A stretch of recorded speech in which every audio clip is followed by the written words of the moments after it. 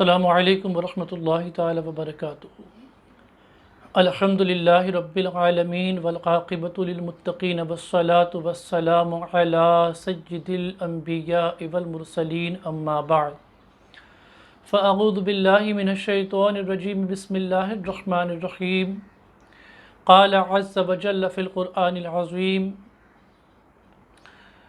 یا ایہا الذین آمنوا کتب علیکم الصیام کما کتب علی الذین من قبلکم لعلکم تتقون۔ صدق اللہ العظیم۔ بعد توحید کے متوالو شمع رسالت صلی اللہ تعالی علیہ وسلم کے پروانوں، آج کی نشست میں بھی ہماری گفتگو مسائل روزہ کے حوالے سے ہوگی۔ چند سوالات مسائل روزہ کے حوالے سے پوچھے گئے، انشاءاللہ شریعت مطہرہ کی روشنی میں ان کے جواب فقہا کے جوابات کی شکل میں آپ تک پہنچائے جا رہے ہیں۔ سوال یہ کیا گیا تھا کہ رمضان میں کسی دوسرے روزے کی نیت کی جا سکتی ہے یا نہیں۔ مسئلہ جواب یہ ہے، اگر کسی شخص نے ماہ رمضان میں قضا، کفارے یا کسی دوسرے روزے کی نیت کی تو اس کی یہ نیت معتبر نہ ہوگی، وہ روزہ رمضان کا ہی شمار کیا جائے گا۔ عموماً لوگ یہ تصور کرتے ہیں کہ کسی نے منت کا روزہ رکھا تھا یا قضا روزہ رکھا تھا یا نفل روزہ رکھنا تھا، اسے نیت کی تھی اس کی، یا کفارے کا روزہ ادا کرنا تھا۔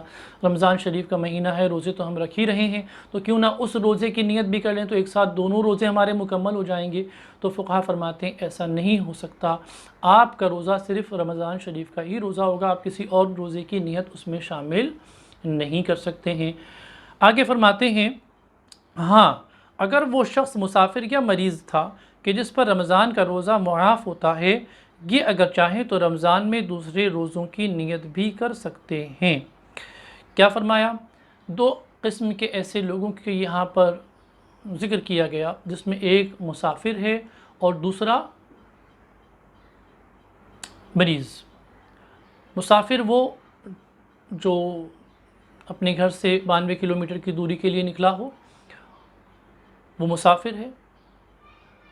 ایسا شخص جو سفر پر ہے 3 دن کے لیے، 4 دن کے سفر، آج جیسے ہم اتر پردیش کی طرف سفر کا دیکھتے ہیں، 3 دن 4 دن کا سفر نکل جاتا ہے، دہلی کی طرف دیکھتے ہیں، تو علماء فرماتے ہیں کہ ایسے مسافر کے لیے روزہ معاف ہے، چاہے تو رکھے نہ چاہے تو نہ رکھے، لیکن معاف ہے۔ معاف سے مراد یہ کہ اب وہ ایسا نہیں کہ روزہ اس روزے کی گنتی کو پورا نہیں کرے گا، وہ روزہ اس روزے کو وہ بعد میں رکھ لے، جو اس کا روزہ اس نے چھوڑا ہے اس روزے کو وہ بعد میں رکھے۔ اسی طریقے سے مریض جو ہیں ان کے لیے بھی یہ شرعی حکم ہے کہ اگر آپ کوئی شخص مریض ہے اور اسے اس بات کا بارہا تجربہ ہو چکا ہے کہ بار بار وہ بیمار ہو جاتا ہے اور اس کی بیماری میں اضافہ ہو جاتا ہے بھوکے رہنے سے اور پیاسے رہنے سے، اور یہاں تک کہ اس نے رمضان شریف میں روزہ رکھ کر بھی یہ تجربہ کر لیا ہے، اور یہ تجربہ ایک بار نہیں کئی مرتبہ اس نے دیکھا کہ اس نے جب جب روزہ رکھا اس کے مرض میں اضافہ ہوا، اس کی بیماری بڑھ گئی اور اسے سوائے دوا یا گولی استعمال کیے راحت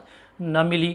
ایسی صورت میں علماء اور فقہا فرماتے ہیں کہ یہ جو مریض ہے، اس قسم کے مریض پر روزہ معاف ہوتا ہے۔ مثال کے طور پر کوئی شخص بہت تیز بخار میں مسلسل کوئی بھی قسم کا بخار ہو، اس میں چلا آ رہا ہو، یا پھر کسی اس طرح کی کوئی اور بیماری ہو جو مسلسل چلی رہی ہو اور اس کو یقین ہو کہ بھئی اگر وہ دوا استعمال نہیں کرے گا تو اس کے مرض میں اضافہ ہو جائے گا، یا ڈاکٹر جو شرعی حکم جانتا ہے، اللہ سے ڈرتا ہے، شرعی حکم جانتا ہے، وہ اگر مریض کو یہ تجویز کرے کہ بھائی آپ روزہ نہ رکھیں، شریعت نے بھی آپ کے لیے روزہ معاف کر دیا ہے، تو ایسا مریض جو ہے اس کے لیے بھی روزہ معاف ہے اور مسافر کے لیے معاف۔ تو یہ دو قسم کے افراد جو ہیں، اگر اس سچویشن میں کہ ان پہ روزہ معاف ہے، اب معاف سے مراد یہ کہ چاہے تو رکھیں نہ چاہے تو نہ رکھیں، لیکن ایسی صورت، ایسے اشخاص، ایسے افراد، مسافر ہو گیا یا مریض، اگر یہ کسی قضا روزے یا کفارے کے روزے یا نیت کی ہوئی منت کے یا نفل روزے کی نیت کرتے ہیں تو اس سے وہ روزہ ہو جائے گا۔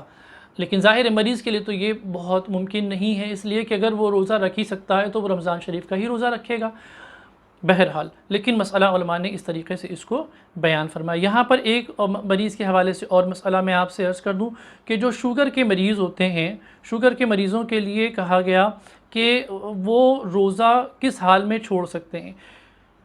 علماء فرماتے ہیں کہ شوگر کے وہ مریض جو روزہ برداشت کر سکتے ہیں ان پر روزہ رکھنا فرض ہے، انیشل سٹیج میں ہے یا پھر بیماری اتنی نہیں ہے، دوا کے بغیر کام چل جاتا ہے، تو جو رکھ سکتے ہیں، اور ظاہر ہے کہ جو جس مرض میں مبتلا ہوتا ہے وہ اپنے مرض کی نوعیت اور کیفیت کو جانتا ہے کہ اس کا مرض کس حد تک، کس درجے تک پہنچ چکا ہے۔ اگر اس کا مرض اس لیول پر پہنچ گیا ہے کہ وہ چاہ کر بھی روزہ نہیں رکھ پا رہا ہے، تو ظاہر سی چیز ہے شریعت مطہرہ نے اس کے لیے رخصت رکھی ہے کہ اس پر روزہ معاف فرما دیا ہے۔ اب یہاں بھی وہی مسئلہ ہوگا کہ جو مریض اس کی طاقت نہ رکھتے ہوں ان پر روزے کے بدلے فدیہ کی ادائیگی لازم ہے، یہ مسئلہ بتا دیا گیا۔ ظاہر سی چیز ہے کہ بارہا کا تجربہ آپ کا دیکھا جائے گا، یا کسی ایسے ڈاکٹر کا جو اللہ سے ڈرتا ہو اور شرعی مسائل پر واقفیت رکھتا ہو کہ کب جا کر روزہ معاف کیا جا سکتا ہے مریض کے لیے، تو ایسے ڈاکٹر کی صلاح پہ، تجویز پہ روزہ چھوڑا جا سکتا ہے، یا پھر بارہا کے ذاتی تجربے سے جو اس سے قبل میں نے آپ سے عرض کیا کہ یقین ہو چلا ہے کہ بھئی ہم اگر روزہ رکھتے ہیں تو ہمارا مرض بڑھ جائے گا اور سوائے دوا لیے ہمیں اس مرض سے نجات نہیں ملے گی اور راحت نہیں ملے گی، بلکہ اس میں اضافہ ہوتا چلا جائے گا۔ مثال کے طور پہ اکثر پین جو ہوتے ہیں، درد ہوتے ہیں، کچھ ایسے ہوتے ہیں کہ اگر کسی کو درد کی دوا نہ دی جائے تو وہ درد مسلسل بڑھتا چلا جاتا ہے اور برداشت کی قوت انسان کی ختم ہوتی چلی جاتی ہے۔ لیکن یہ کسی ایک مرتبہ کی بات نہیں ہے، یہ مرض کی شکل ہونی چاہیے۔ تو ایسا شخص جس پر اس بات کا بارہا تجربہ ہو چکا ہو کہ دوا کے استعمال نہ کرنے پر، بھوکے پیاسے رہنے پر اس کے مرض میں اضافہ ہوتا ہے، تو ایسے شخص پر روزہ معاف ہے۔ اب اس کے روزے کے جو فدیہ ہے وہ کیا ہے؟ علماء فرماتے ہیں جو روزہ رکھنے کی طاقت نہ رکھتے ہوں وہ روزے کا فدیہ ادا کریں اور ہر روزے کا فدیہ دیں۔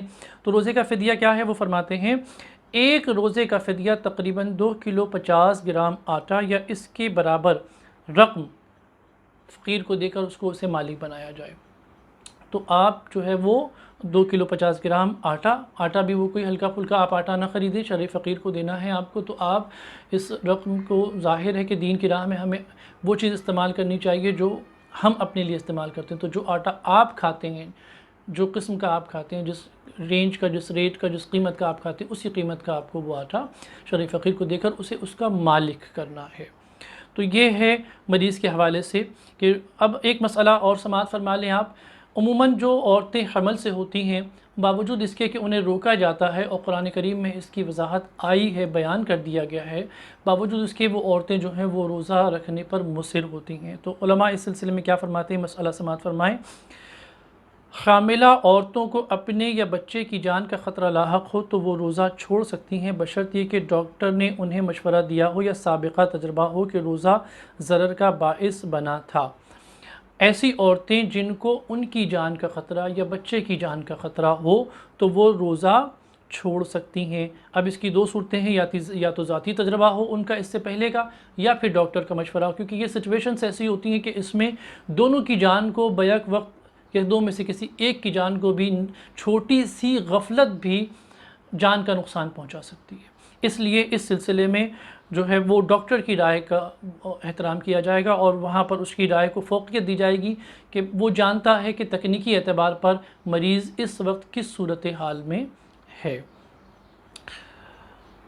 اسی طریقے سے علماء آنکھ، ناک اور کان میں دوا ڈالنے کے تعلق سے سوال کیا گیا تو مسئلہ بیان فرماتے ہیں کہ روزے کی حالت میں آنکھ اور ناک میں دوا ڈالنے سے روزہ ٹوٹ جاتا ہے۔ آنکھ اور ناک میں دوا ڈالنے سے روزہ ٹوٹ جاتا ہے، البتہ سرما لگانا سنت ہے۔ کان کا پردہ سلامت ہو تو دوائی ڈال سکتے ہیں، ورنہ اس سے بھی روزہ فاسد ہو جائے گا۔ یعنی آنکھ کا تو آپ نے سن لیا، روزے کی حالت میں آنکھ اور ناک میں آپ دوا نہیں ڈال سکتے، روزہ فاسد ہو جائے گا۔ اور اگر کان کا پردہ سلامت ہے تو روزہ فاسد نہیں ہوگا، نہیں ٹوٹے گا، دوا کان میں ڈالی جا سکتی ہے۔ لیکن اگر کان کا خدا نہ خواستہ کسی کا پردہ پھٹا ہوا ہے تو اس میں بھی دوا اگر ڈالتے ہیں اس سے روزہ فاسد ہو جائے گا۔ روزے میں انجیکشن لینا، یہ مسئلہ بھی بڑا اہم ہے، اسے سماعت فرما لے۔ سوال ہوا کہ روزے میں انجیکشن لے سکتے ہیں یا نہیں، تو علماء فرماتے ہیں مسئلہ حالت روزہ میں انجیکشن لگانے سے روزہ ٹوٹے گا یا نہیں، اس مسئلہ میں علماء کا اختلاف ہے۔ بعض کہتے ہیں کہ روزہ ٹوٹ جائے گا، جبکہ بعض کا قول ہے کہ روزہ نہیں ٹوٹے گا۔ بہرحال دونوں گروہ علماء کی رائے کا احترام کرتے ہوئے اعتدال کی رائے یہ ہے کہ جب اس کی سخت ضرورت محسوس ہو تو اس سے روزہ نہیں ٹوٹے گا، ورنہ محض طاقت وغیرہ کے لیے انجیکشن لگوانے کی صورت میں روزہ ٹوٹنے کا حکم دیا جائے گا۔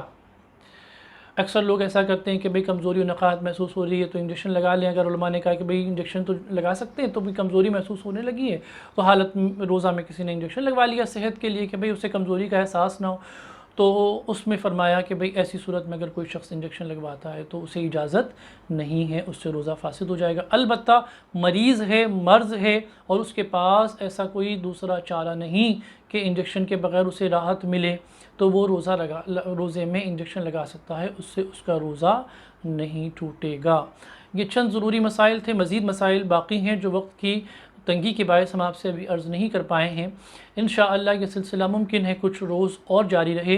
اللہ رب العالمین کی بارگاہ میں دعا ہے مولا کریم ہم سب کو کہنے سننے سے زیادہ مسائل شرعیہ پر عمل کرتے ہوئے اپنے روزوں کی محافظت کرنے کی ہمیں توفیق نصیب فرمائے، آمین۔